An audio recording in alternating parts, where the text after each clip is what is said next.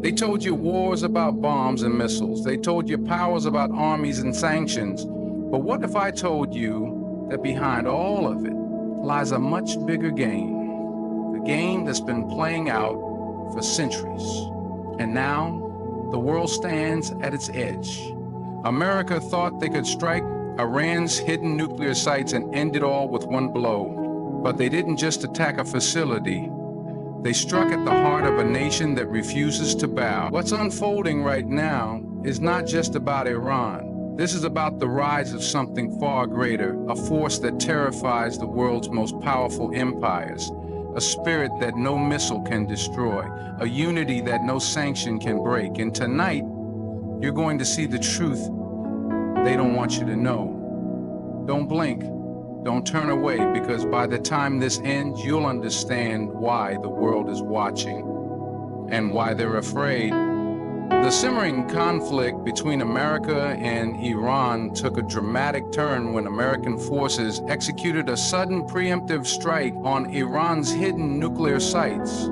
For years, intelligence agencies speculated about the extent of Iran's nuclear ambitions, accusing Tehran of secretly advancing its capabilities far beyond the agreements and inspections. The world watched as diplomatic talks repeatedly broke down, sanctions tightened, and threats escalated. In Washington, the narrative was framed as one of national security, a justification for eliminating what they described as an existential threat before it could fully emerge.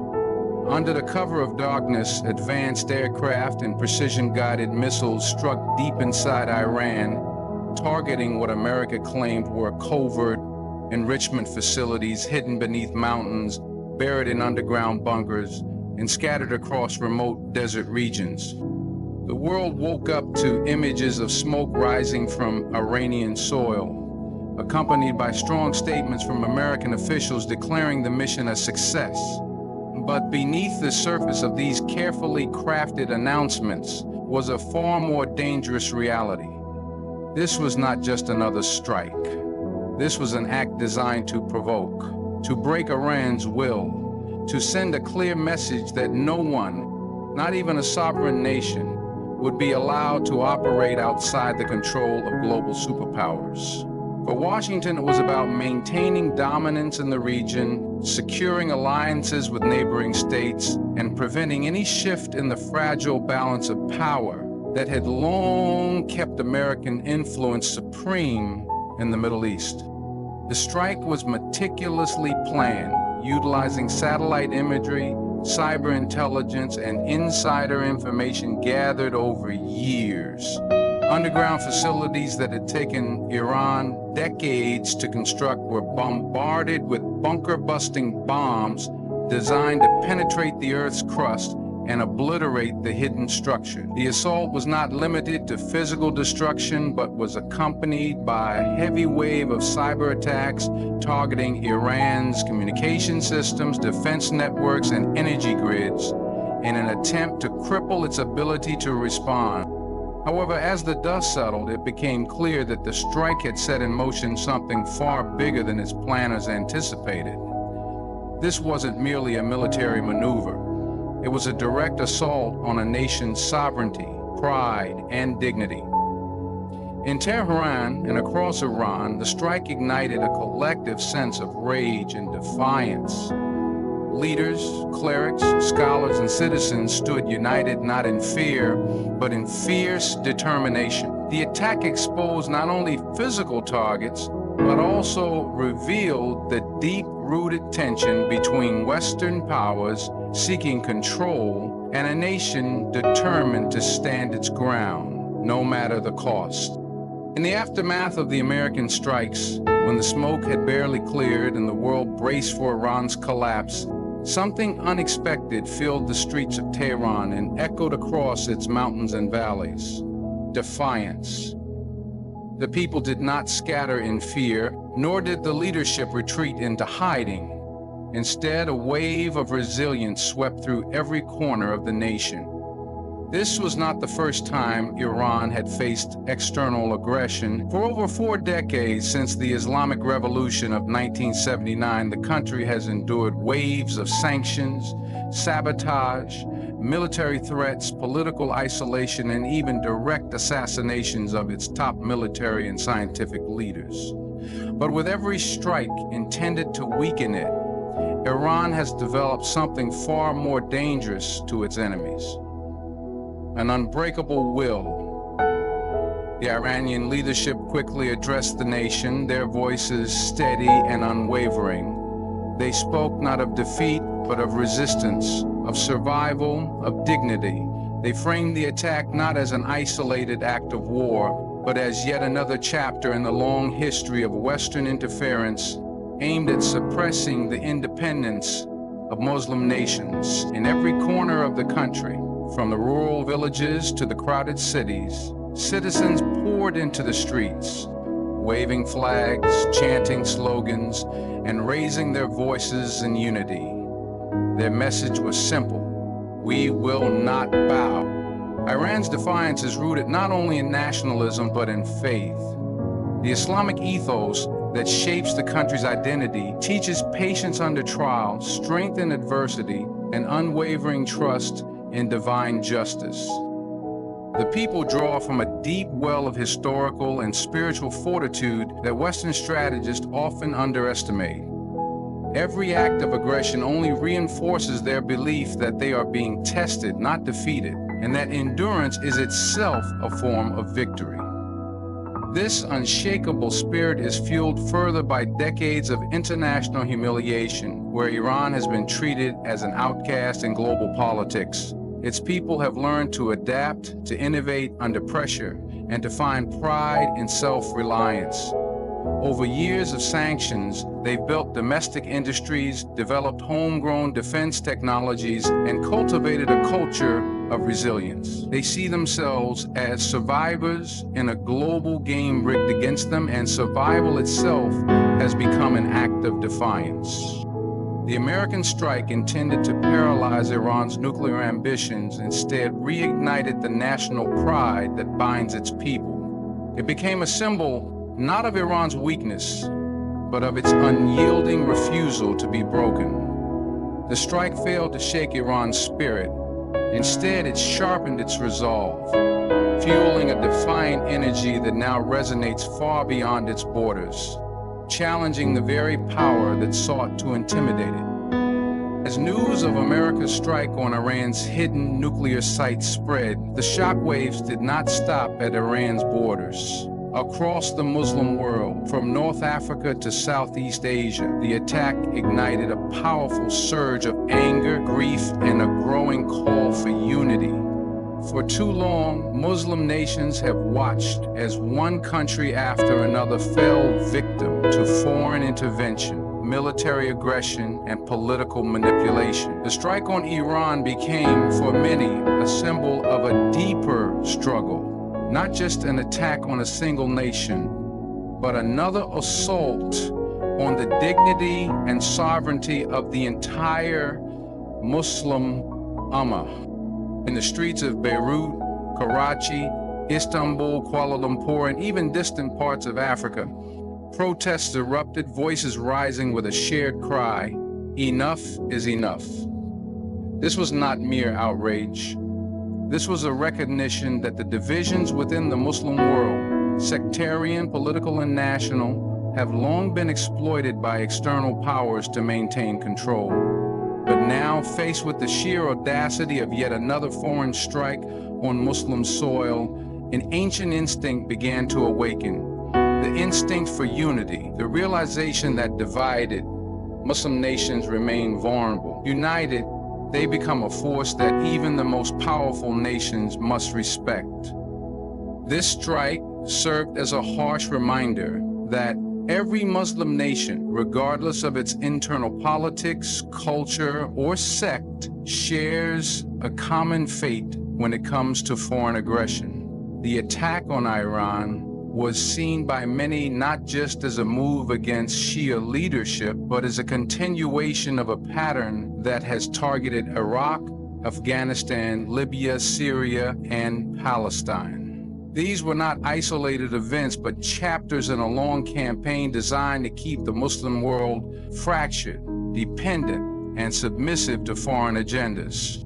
In this moment, the conversations behind closed doors among Muslim leaders began to shift. The call for Muslim solidarity was no longer a distant ideal, but an urgent necessity. Leaders who once feared upsetting global superpowers began to face growing pressure from their own people to stand together. Intellectuals, scholars, and ordinary citizens alike started advocating for a new era, one where Muslim nations prioritized their shared interests over foreign alliances that have historically betrayed them. The strike on Iran may have been aimed at crippling one nation's capabilities, but its unintended consequence was the growing realization that Muslim unity is no longer a luxury. It is a matter of survival. The idea of a collective response, of regional cooperation, of economic, political, and military alliances among Muslim nations suddenly gained momentum. The strike, meant to weaken, instead planted the seeds of a possible future where the Muslim world rises together, stronger than ever before. Iran's defiance in the face of overwhelming pressure is not something born overnight. It is deeply rooted in a long and complex history of struggle, survival, and resistance against foreign domination. Long before modern conflicts, the Persian Empire stood as a mighty civilization that challenged some of the greatest empires in history. Persia faced off against the Greeks, resisted the expanding power of Rome, and later played a key role in the Islamic world's intellectual and cultural flourishing. The Iranian people carry within their collective memory a legacy of resilience that has been tested time and time again throughout history. When colonial powers carved up the Muslim world, Iran stood at a crossroads, targeted by both Eastern and Western forces for its strategic location and rich resources. In the 20th century, foreign powers manipulated Iran's internal affairs, staged coups, installed puppet regimes, and exploited its oil wealth to serve their own interests. Yet even under the heavy hand of foreign interference, Iran never fully submitted. The 1979 Islamic Revolution was a defining moment when the Iranian people rejected decades of Western-backed monarchy and reclaimed their sovereignty. That revolution was not just political, it was spiritual, cultural, and deeply rooted in a long tradition of resistance to foreign rule. Since then, Iran has faced continuous pressure, crippling sanctions, economic isolation, assassinations of its top scientists, covert operations, and cyber warfare. Every attempt to destabilize Iran was met not with collapse, but with adaptation. The sanctions designed to break its economy instead forced the country to develop self-reliance in industries ranging from energy to defense. When foreign powers eliminated its military leaders, Iran produced new ones. Each crisis became a test of national will, and each test only strengthened the country's collective identity. What makes Iran's resilience so formidable is its deeply ingrained belief that oppression is temporary, but dignity is eternal.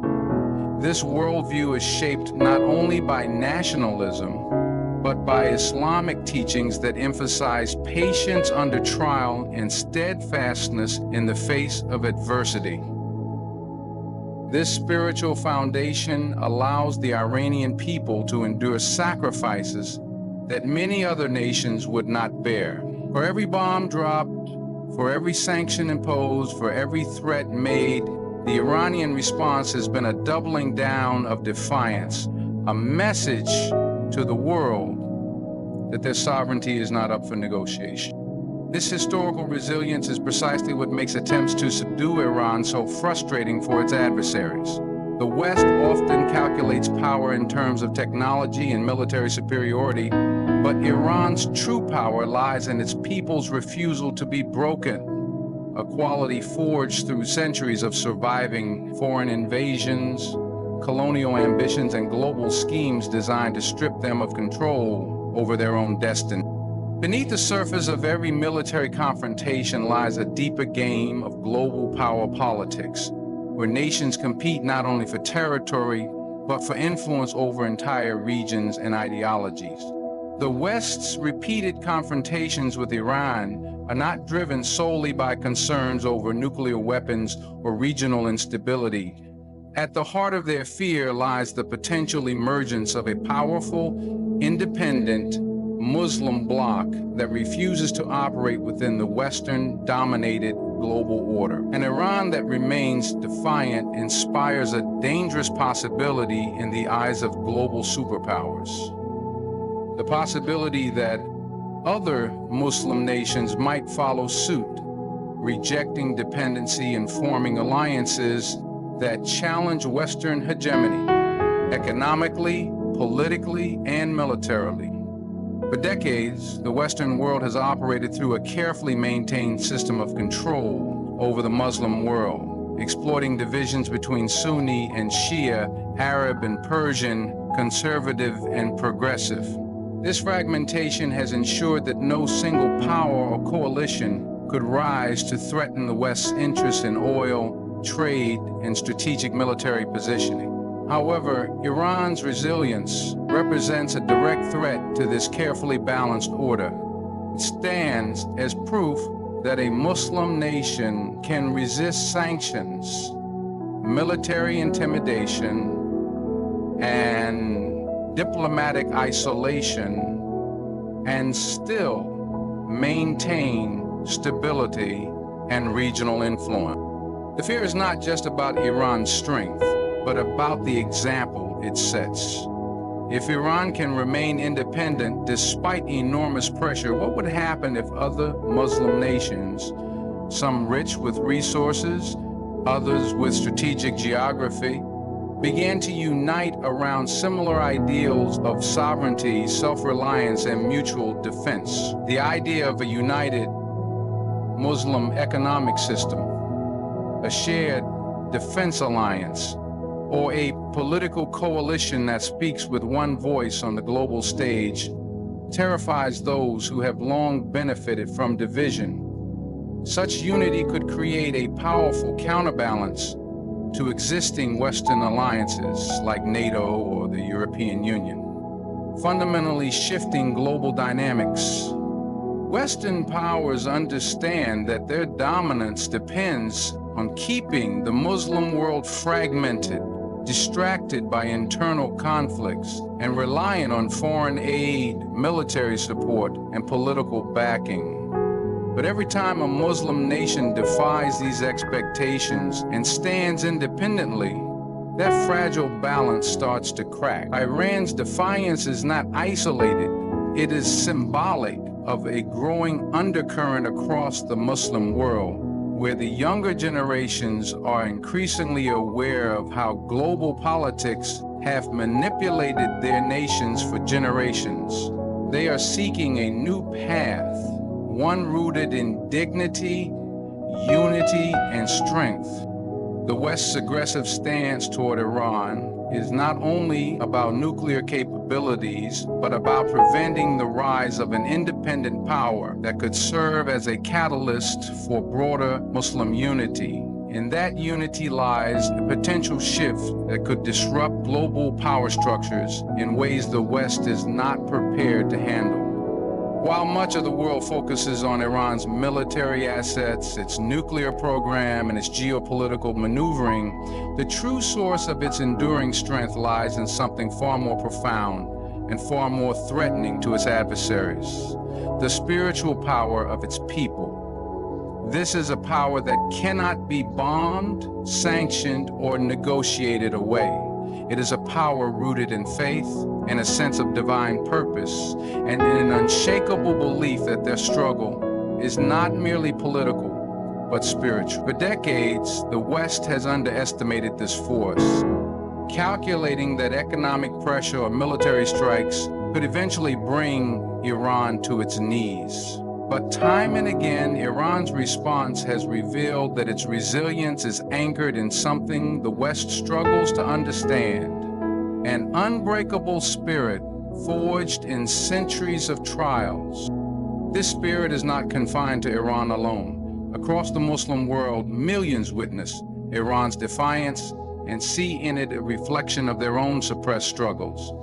They see a people who have been isolated, demonized, and threatened, yet continue to stand firm, guided by an unyielding belief that their cause is just, that their endurance is rewarded, and that oppression is a test of their character, not the measure of their weakness. This spiritual dimension turns every act of aggression against them into a fuel for greater conviction. It transforms suffering into strength, sanctions into innovation, and threats into unity.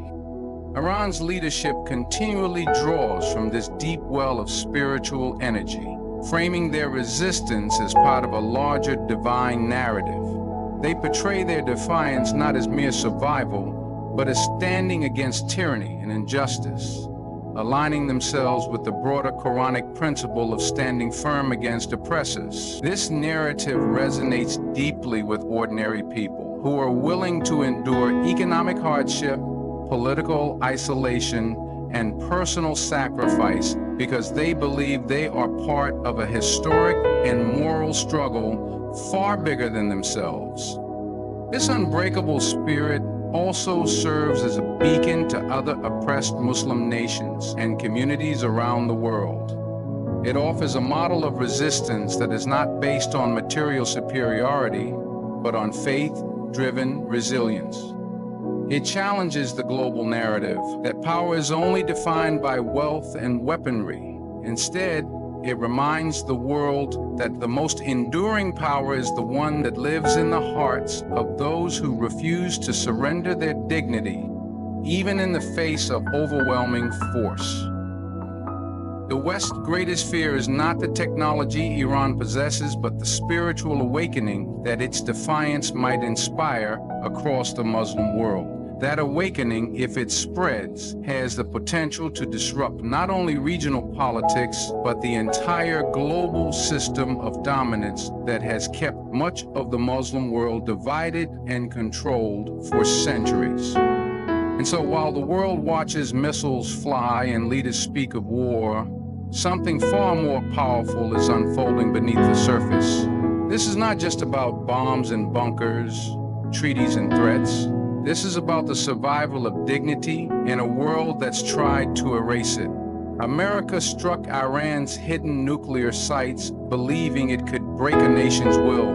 But what they've ignited is a fire they cannot control. A fire of defiance, a fire of unity, a fire that reminds the world that true power doesn't come from weapons or wealth. It comes from a people whose hearts are anchored in faith, whose history is written in resilience, and whose spirit cannot be conquered. Iran stands not alone, but as a symbol of something the West fears most: a rising, united Muslim world ready to reclaim its voice, its strength, and its rightful place on the world stage. To every listener, every seeker of truth, stay awake, stay aware, and stay united. Because history is not finished, it's being written right now. May you walk forward with strength, wisdom, and courage. Thank you for watching. May God bless you all on this journey of truth.